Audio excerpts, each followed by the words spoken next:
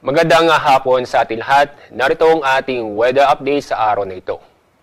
Patuloy ang pag-iral ng shear line at amihan sa malaking bahagi ng Luzon. Kasalukuyan ang shear line na apektuhan ang silangang bahagi ng Southern Luzon, samantala ang amihan o Northeast Monsoon ay naapektuhan ang nalaming bahagi ng Luzon.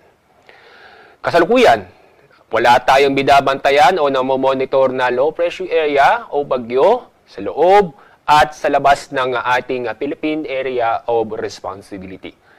Inyong mapapansin, may mga kaulapan sa South o Timog ng Mindanao. Ito yung ITC at di naman ito inaasang aabot sa ating kaulapan. Sa susunod na 2 hanggang 3 araw o sa susunod 2 araw, patuloy ang pag-iral ng amihan at shear line sa malaking bahagi ng Luzon.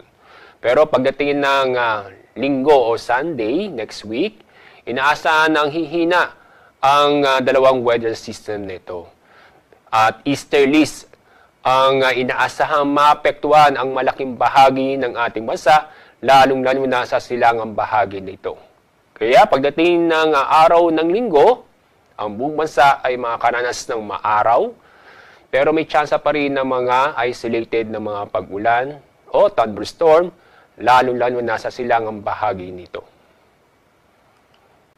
At sa ating magiging lagay na panahon bukas, ang amihan ay magdadala ng maulap na kalangitan na may mga isolated na mahihinang pag-ulan sa Cagayan Valley at sa mga lalawigan ng Kalinga, Apayao, Mountain Province, Ifugao at Aurora.